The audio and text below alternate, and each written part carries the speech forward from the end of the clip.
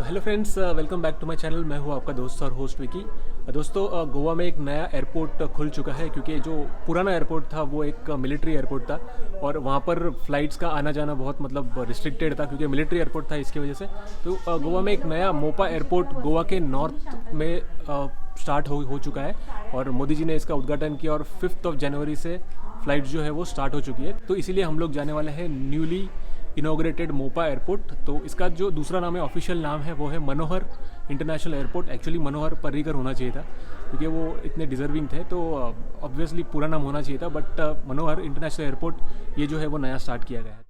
तो फिलहाल तो दोस्तों 3 ही एयरलाइंस है जो वहाँ पर ऑपरेट कर रही है। एक है इंडिगो, दूसरा है गो एयर और तीसरा है अभी फ़िलहाल अकासा एयर करके, जो अभी राकेश झुनझुनवाला का स्टार्ट हुआ था। ओके, तो नॉर्मली हम लोग जब ऐसे इंफ्रास्ट्रक्चर कुछ ओपन होता है तो first day first show try करते हैं ना जाने का। लोग मूवी के लिए जाते हैं, हम लोग इंफ्रा फैंस फर्स्ट डे पे ही जाने का ट्राई करते हैं। लेकिन न्यूज़ में ऐसे बहुत आ रहा था कि टैक्सी का इशू है, बसेस का कुछ पता नहीं था और बहुत ही फास्ट और बोलते हैं ना जल्दबाजी में इसका इनॉग्रेशन हो रहा है ऐसे लग रहा था। तो इसीलिए फ्रेंड्स हम लोगों ने थोड़ा सा डिले किया और आज के दिन जो है 12 जनवरी को हम लोग ने ये ट्रिप किया है और अकासा से किया है। अकासा का जो फर्स्ट फ्लाइट था वो 11 को था और हम लोग आज 12 को यहाँ पर आ गए हैं। तो अकासा में सस्ता भी मिला टिकट, 2700 में हम लोग मोपा उतर चुके हैं। तो चलिए दोस्तों, विदाउट एनी डिले चलते हैं मुंबई की एयरपोर्ट पे और स्टार्ट करते हैं पूरा ये व्लॉग। तो फ्रेंड्स, अकासा एयर की जो फ्लाइट है वो टर्मिनल 1 से छूटती है और गेट नंबर 2 से छूटती है। तो मुंबई में 2 एयरपोर्ट है, इसलिए आप जो भी फ्लाइट पकड़े तो हमेशा टर्मिनल का नंबर चेक करके ही वहाँ पर पहुँचे।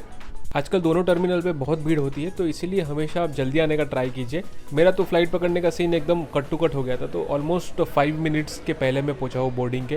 तो इसीलिए भीड़ बहुत होती है, जल्दी पहुँचिए। दोस्तों, गोवा मोपा एयरपोर्ट का जो कोड है वो GOX है। टेक ऑफ के बाद में most of the time flight जो है वो समुद्र के ऊपर से ही गुजरती है, लेकिन आजकल आपने देखा होगा कि सर्दियों की वजह से हेजी डे होता है और उसकी वजह से विजिबिलिटी जो है वो कम हो जाती है। करीब करीब आधे घंटे तक ये फ्लाइट जो है वो समुद्र के ऊपर से गुजरती है और लास्ट के जो 15 मिनट है उसमें वो अंदर की तरफ वेस्टर्न घाट की तरफ मुड़ती है। तो अभी होने वाली है मोपा पे हमारी लैंडिंग, तो हम लोग लैंडिंग का मज़ा अब लेने वाले हैं। दोस्तों, जैसे मैंने पहले बताया कि पूरा जो मोपा एयरपोर्ट है वो टेबल टॉप पे सिचुएटेड है, तो बहुत ही थ्रिलिंग था हमारे लिए ये एक्सपीरियंस। और जैसे ही लैंड नज़दीक आ रहा है आप देख सकोगे कि यहाँ की जो मिट्टी है वो लाल कलर की है, तो इससे मुझे तो सबसे पहले महाबलेश्वर की याद आई। टेबल टॉप अक्सर वहाँ पर रेड कलर के होते हैं। एक और चीज़ यहाँ पर नोटिसेबल है कि फेज़ 2 का काम अब बहुत ही जोरों शोरों में शुरू है। फेज़ 2 जब चालू हो जाएगा तो इसका कैरिंग कैपेसिटी बहुत ही ज़्यादा बढ़ने वाला है। बाहर का तापमान 32 डिग्री सेल्सियस है। कुर्सी की पेटी का संकेत रहने तक कृपया अपने स्थान पर बैठे रहें। अभी टाइम हो चुका है 3:14, मतलब हम लोग देरी से चल रहे हैं 15 मिनट। और यहाँ पर आप देख सकते हो बहुत ही खूबसूरत ऐसा वॉच टावर आपको देखने मिलेगा और जो बिल्डिंग का और टर्मिनल का जो थीम है वो भी रेड कलर से मैचिंग ही है, तो इसीलिए देखने में काफ़ी सुंदर लगता है। ऐसे कोई बाहर आप किसी आउटस्कर्ट में कोई अलग सा एयरपोर्ट रहता है उस टाइप का फील आपको ये कलर देख के आएगा।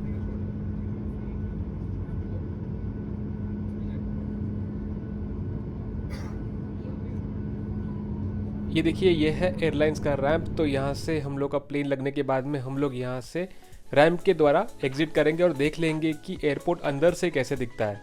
तो सबसे पहले तो ये देखिए, बहुत ही उम्दा और ब्यूटीफुल ड्राइंग्स यहाँ पर, पेंटिंग्स यहाँ पर आपको देखने मिलेगी, तो आपका एकदम मन और दिल एकदम ऐसा खुश हो जाएगा। तो दोस्तों, बैगेज क्लेम और एग्जिट लेफ्ट साइड पे है और जैसे ही आप एंटर करोगे इस टर्मिनल बिल्डिंग के अंदर तो वहाँ पर एक पार्टी वाला फील आपको आएगा, क्योंकि यहाँ पर जो म्यूज़िक चल रहा था वो पार्टी वाला ही म्यूज़िक था। और क्योंकि इसमें कॉपीराइट का इशू आता है यूट्यूब पर, बैगेज क्लेम सीधा जाके आगे से राइट है और आगे की तरफ जो इनॉग्रेशन हुआ था उसका रिमेन्स आज भी बाकी है। तो रेड कारपेट जो मोदी जी के लिए बिछाया गया था वो अभी भी वैसा ही है, तो इसी के ऊपर से हम लोग चल के जाएंगे और हमारा बैगेज वहाँ पर कलेक्ट करेंगे। अच्छे लाइट्स, अच्छा एम्बियंस, साइड में फ्लावर्स वगैरह, तो आपका दिल एकदम ऐसा देख के खुश हो जाता है। और इंटरनेशनल एयरपोर्ट के स्टैंडर्ड का ये एयरपोर्ट है। तो हम लोग अभी नीचे जाके हमारा बैगेज जो है वो कलेक्ट करेंगे। तो एस्केलेटर से हम लोग जाएंगे नीचे और जैसे ही हम लोग नीचे गए तो हम लोग ने देखा कि वहाँ पर तो लाइव म्यूज़िक चालू था।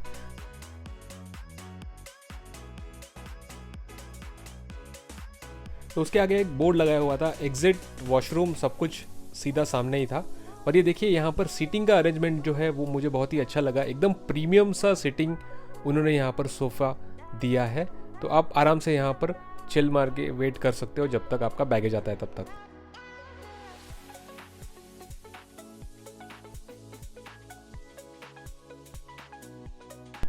तो यहाँ पर सामने ही वॉशरूम था और राइट साइड में यहाँ पर एक छोटा सा बैंड आया हुआ था जो गोवन सॉन्ग्स वो लोग बजा रहे थे उनके लैंग्वेज में, और एकदम पार्टी वाला म्यूज़िक था। तो बहुत ही मस्त लग रहा था वहाँ पे, ऐसे लग ही नहीं रहा था कि ट्रेडिशनल आप एयरपोर्ट पे आए हो। तो गोवा है मतलब कुछ ना कुछ तो डिफरेंट तो होगा ही और कुछ ना कुछ पार्टी वाला माहौल तो बनेगा ही। अगर मैं आपको सॉरी बोलना चाहूँगा क्योंकि मैं आपको एक गाना नहीं सुना सकता क्योंकि कॉपीराइट का इशू आता है। और दोस्तों ये सबसे बेस्ट मुझे वॉल पेंटिंग लगा, ये परफेक्टली डिपिक्ट करता है गोवन जो पार्टी वाला माहौल है उसको और गोवन टूरिज़्म को। तो बस पूरी भरी हुई है और ये देख सकते हो डिफरेंट टाइप के लोग, ये बंदा हॉर्न बजा रहा है और बस के आगे ही आप देख सकते हो एक बंदा जो है वो बीच के ऊपर भाग रहा है गोवन कपड़े पहने हुए, और वो अम्ब्रेला भी वहाँ पर है। तो कितना मस्त इन्होंने ये सोच के ये म्यूरल बनाया हुआ है।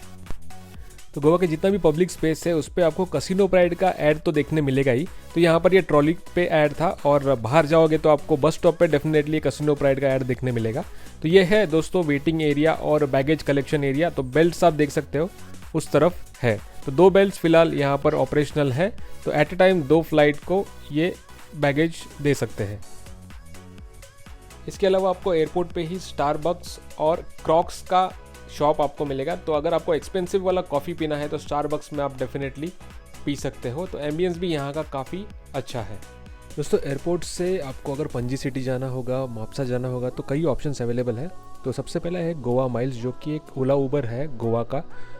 गोवा टूरिज़्म का प्रीपेड टैक्सी है, प्राइवेट प्रीपेड टैक्सी है, सेल्फ ड्रिवन कार्स है और एयर कंडीशन लग्जरी बस भी अवेलेबल है। तो हम लोग इसका चार्जेस बाद में देख लेंगे। अभी मैं आपको वॉशरूम दिखाता हूँ इसका।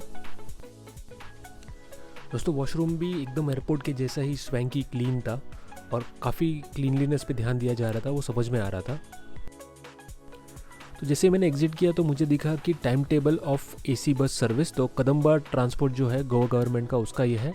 तो यहाँ पे देखिए फ्रॉम एयरपोर्ट अभी टाइम हो चुका है 3:46 PM। तो देखिए 2:30 के बाद में डायरेक्ट 9:30 को नेक्स्ट बस है। तो मेरी तो 2:30 की बस मिस हो गई थी, तो मैं डर गया था कि एक्चुअली क्या होगा आगे जाके। तो आगे देखिए वीडियो को। तो देखिए 150 रुपीज़ माप्सा के लिए, सिक्योरी और कैलंगुट को 200 रुपया और पणजी के लिए 200 और मडगांव के लिए 400 रुपया साउथ गोवा सेंट्रल गोवा में जाने के लिए। ओके। तो दोस्तों बाद में मुझे पता चला कि ये जो टाइम टेबल है वो एसी इलेक्ट्रिक बस का है और जो नॉर्मल एसी बस भी है वो भी चालू रहता है कि जैसे पैसेंजर्स भर गए वैसे वो पणजी के लिए जाती है बस। तो उस बस का जो टाइम टेबल है वो कुछ होता नहीं है, वो बस भर गया तो निकल लेते हैं वो लोग। ये कुछ एडिशनल स्पेसिस एरिया है जो डेवलपमेंट हो रहा है, जो फेज़ 2 में यहाँ पर हम लोग को डेवलपमेंट के बाद दिखेगा। तो चलिए दोस्तों हम लोग करते हैं एग्जिट और बाहर देखते हैं कि कैसे क्या इन्होंने बिल्ड किया हुआ है।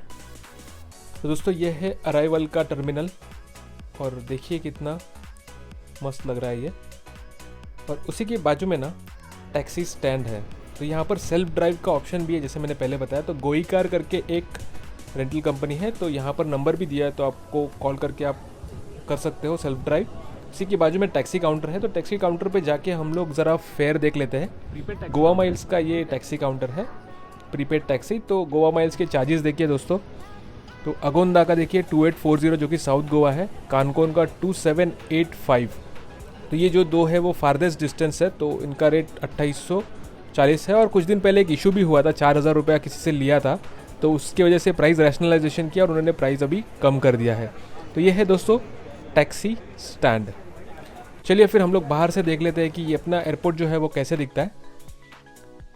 एकदम उम्दा और बहुत ही रिकॉर्ड टाइम में इन्होंने ये बनाया है,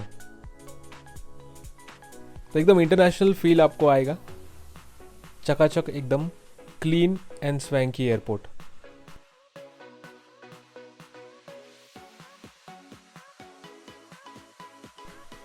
उसी की बाजू में इंडियन फ्लैग जो है वो आपको देखने मिलेगा, तो जय हिंद।